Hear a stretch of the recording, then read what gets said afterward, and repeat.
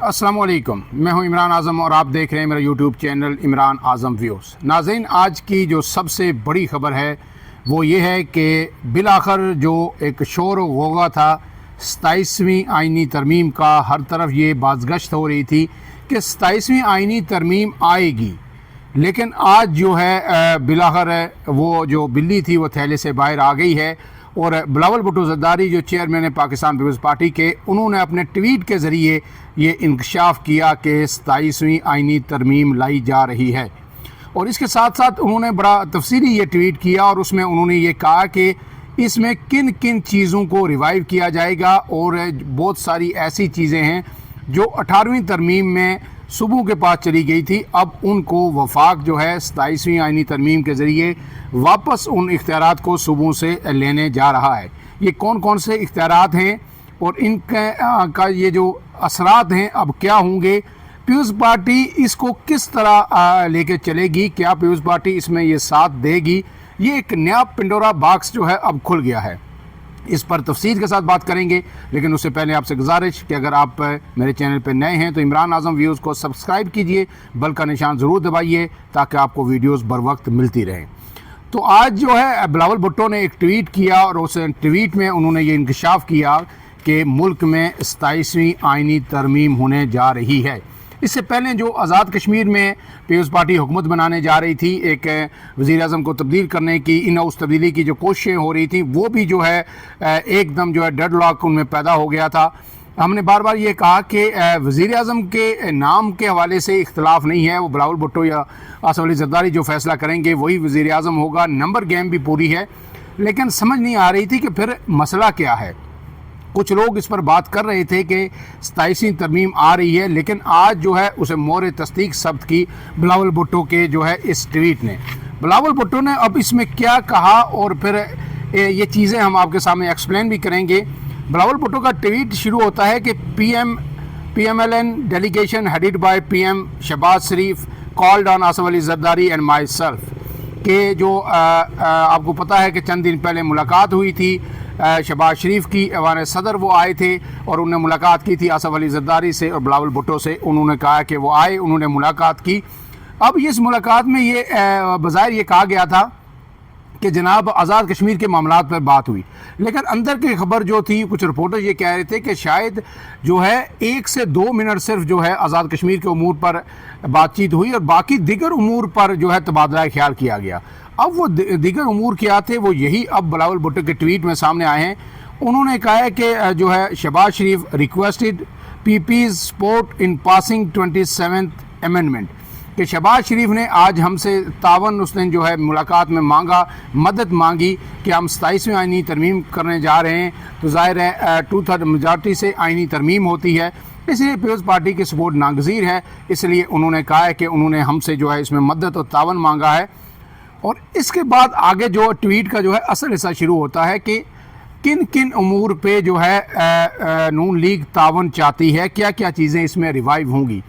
अगरचे जो है जो चीज़ें ये बिलावल भुट्टो ने मेंशन की, कहा यह जा रहा है कि बात इससे आगे की है, कुछ और चीज़ें हैं वो जब आइनी तरमीम का ड्राफ्ट सामने आएगा तो उसी में खुलकर सामने आएंगी। क्योंकि आपको पता है कि जब 18वीं तरमीम हुई थी 2008 में, जब पीपल्स पार्टी की हुकूमत आई थी 2008 से 13 के दरमियान, तो उसमें 102 आर्टिकल्स रिव्यू हुए थे। रज़ा रब्बानी ने अपने तमाम जमातों को इत्माद में लेके इसको ड्राफ्ट किया था और उसमें 58(2)B जो ख़त्म हुआ था, सदर ने अपने इख्तियारात दिए थे। फिर जो KPK का नाम दिया गया था, खैबर पख्तूनख्वा जो है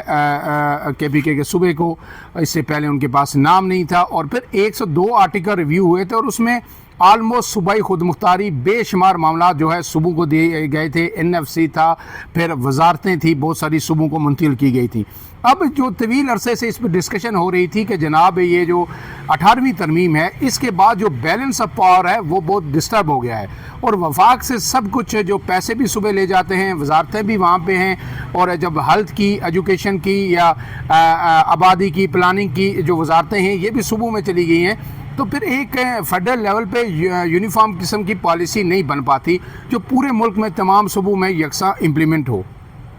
لہٰذا جو ہے نہ ان چیزوں کو، نہ صرف ان چیزوں کو واپس فیڈرل میں لیا جائے گا، بلکہ جو NFC میں جو پیسے صوبے لے کے جاتے ہیں اس پہ بھی نظر ثانی کی جائے گی کہ نیشنل فائنینس کمیشن میں جو صوبوں کا حصہ ہے یہ کس طرح ہو، اور کس مد میں جو صوبے پیسے جو ہے واپس کریں یا ان سے یہ اختیار واپس لیا جائے۔ تو اس میں جناب بلاول بھٹو کہتے ہیں کہ جو پروپوزل ہے، proposal includes setting up constitutional court, یعنی ایک الگ سے جو آئینی عدالت بنائی جائے۔ اس وقت سپریم کورٹ کے اندر جو ہے آئینی بینچ موجود ہے۔ 26ویں آئینی ترمیم کے وقت بھی یہ بات سامنے آئی تھی کہ الگ سے آئینی عدالت بنائی جائے، لیکن پھر آخر میں یہ فیصلہ ہوا کہ جناب نہیں، اسی کے اندر ایک آئینی بینچ بنا دیتے سپریم کورٹ کے اندر۔ تو اب جو 27ویں آئینی ترمیم میں ایک پہلی چیز سامنے آ گئی ہے کہ جناب اس میں کوشش کی جائے گی کہ الگ سے ایک آئینی عدالت بنائی جائے جو سپریم کورٹ سے الگ ہو۔ اس کے بعد جو ایگزیکٹو مجسٹریٹس، یہ دوسری بات یہ ہے کہ جو ایگزیکٹو مجسٹریٹس تعینات کیے جائیں، مجسٹریسی کا جو نظام ہے وہ بحال کیا جائے۔ یہ جنرل مشرف کے دور میں جو مجسٹریٹ کے اختیارات ہیں جو ڈپٹی کمشنر کے پاس ہوتے تھے یا مجسٹریٹس کے پاس ہوتے تھے، یہ ختم کیے گئے تھے، اور یہ کہا جا رہا تھا کہ یہ شاید انتظامیہ اور عدلیہ کے معاملات کو الگ کیا گیا ہے۔ انتظامیہ کے پاس اس طرح مجسٹریسی نظام کے اندر جو ہے عدلیہ کے اختیارات بھی چلے گئے ہیں، تو اس لیے اس کو ختم کیا گیا تھا۔ اب اس کو واپس ریوائیو کرنے کی کوشش کی جا رہی ہے کہ تاکہ ڈپٹی کمشنرز کو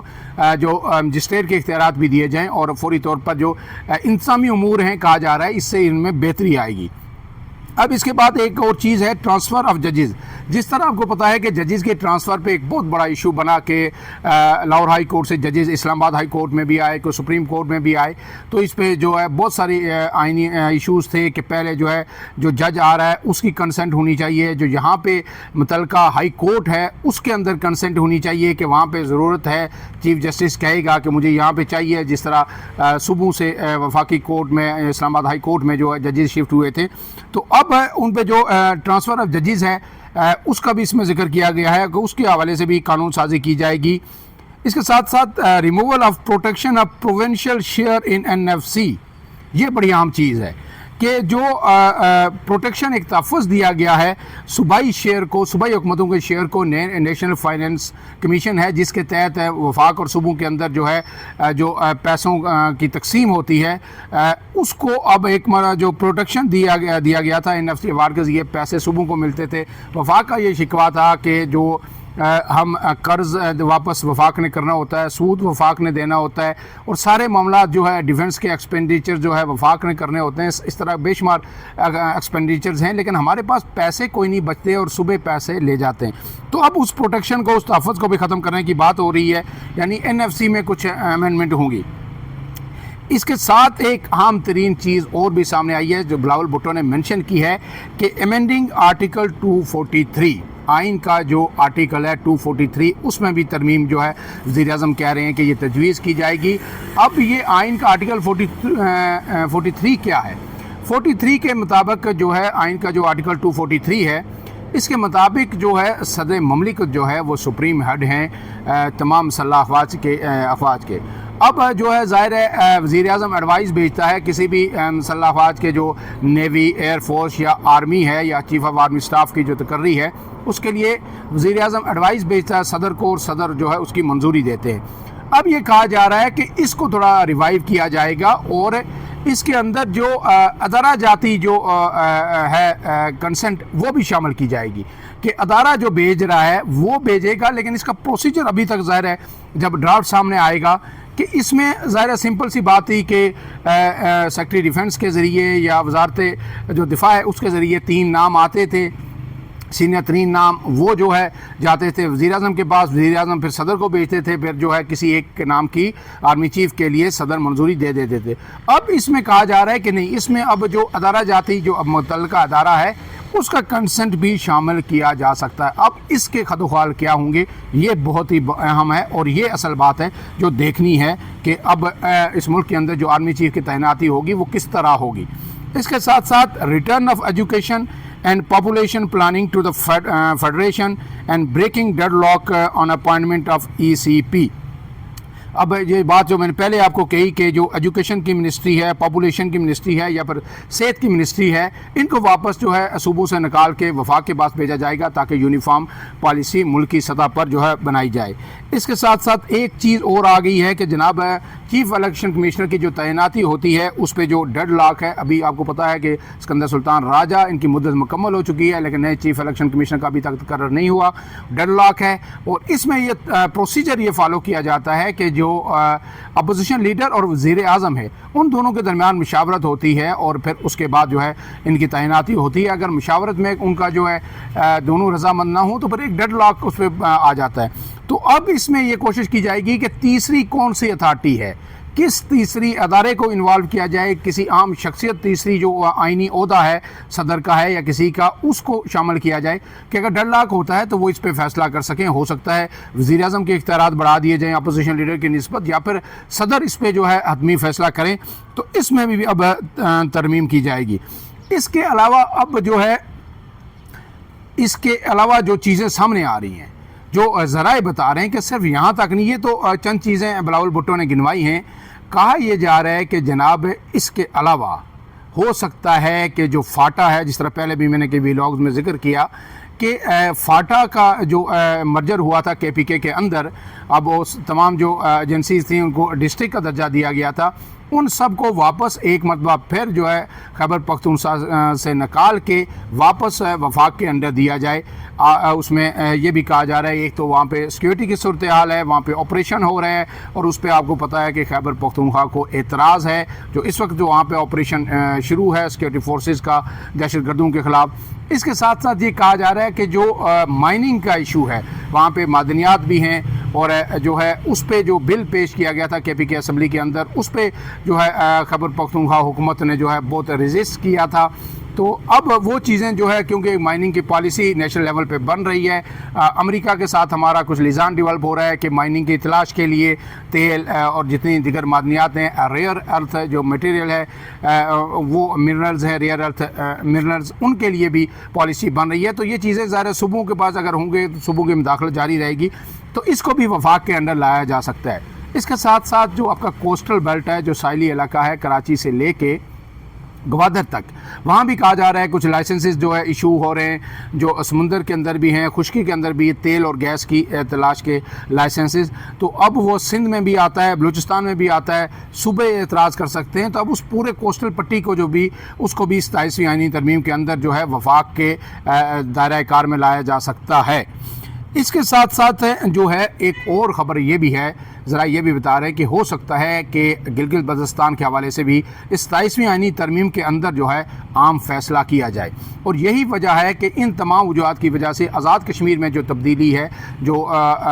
سیٹ اپ کی تبدیلی ہونی ہے، اس کو بھی روک دیا گیا ہے۔ اور دیکھا جائے گا کہ پیپلز پارٹی یہاں پہ کیا کرتی ہے۔ پیپلز پارٹی اگر یہاں پہ صحیح اترتی ہے وفاق کے ساتھ، اداروں کے ساتھ، تو پھر آزاد کشمیر میں پیپلز پارٹی کو حکومت بنانے دے دی جائے گی۔ لیکن اگر پیپلز پارٹی یہاں پہ، ظاہر ہے پیپلز پارٹی کے لیے 18ویں ترمیم رول بیک کر رہا ہے، ایک طریقے سے زندگی اور موت کا مسئلہ ہے۔ پیپلز پارٹی ہمیشہ سے یہ کریڈٹ لے رہی ہے کہ ہم نے جو ہے 18ویں ترمیم ایک بڑا کارنامہ تھا جس میں ہم نے اختیارات بھی صدر مملکت نے سرنڈر کیے، پھر ہم نے صوبائی خود مختاری دی جو طویل عرصے سے ڈیمانڈ ہو رہی تھی، کے پی کے کو نام دیا، بے شمار جو اختیارات ہیں وہ واپس صوبوں کو منتقل کیے۔ تو اب اس میں سے یہ ظاہر ہے جتنی چیزیں منشن کی ہیں بلاول بھٹو نے، اس کا مطلب یہی ہے کہ 18ویں آئینی ترمیم کو رول بیک کیا جا رہا ہے 27ویں آئینی ترمیم کے ذریعے۔ اب پیپلز پارٹی اس میں مانتی ہے یا نہیں مانتی، یہ بڑا اہم ہے۔ پیپلز پارٹی اگر مانتی ہے تو کن شرائط پہ مانے گی، اور اگر وہ چیزیں یہ سرنڈر کرے گی تو پھر وہ کہاں پہ سٹینڈ کرے گی؟ جو اتنا بڑا وہ اس کے لیوریج بھی لے رہے تھے، اس کے کریڈٹ بھی لے رہے تھے، اس کا کیا ہوگا؟ تو اس سب پہ غور و خوض کے لیے اب بلاول بھٹو نے یہ بھی لکھا گیا، P P P C C central executive committee will be held on 6 November upon president of Pakistan return from Doha to decide party policy, کہ اب 6 نومبر کو سینٹرل ایگزیکٹو کمیٹی کا کراچی میں اجلاس پیپلز پارٹی نے طلب کیا ہے۔ آصف الزرداری دوحہ میں ہیں، دوحہ سے وہ جو ہی وہ واپس آئیں گے ان کے زیر صدارت یہ سی سی کا اجلاس ہوگا، اور اس میں جو ہے پیپلز پارٹی مشاورت کے بعد اپنا لائے عمل طے کرے گی کہ وہ 27ویں آئینی ترمیم کو سپورٹ کرے گی نہیں کرے گی، اور اگر کرے گی تو کن شرائط پہ کرے گی۔ بظاہر تو یہ لگ رہا ہے جو ماضی کا ٹریک ریکارڈ ہے کہ سپورٹ کرنا پڑے گا، پیپلز پارٹی کرے گی، اب دیکھنا ہے کن شرائط پہ کرے گی، یہ بڑا اہم ہے، اور اگر نہیں کرتی تو پھر ظاہر ہے اس کی بہت بڑی قیمت ہوگی، کیا جو ہے پی ٹی آئی کی ذرا پیپلز پارٹی وہ قیمت ادا کر سکے گی، یہ ایک بڑا سوال ہے۔ فی الحال کے لیے اتنا ہی، عمران اعظم کو دیجیے اجازت، اللہ حافظ۔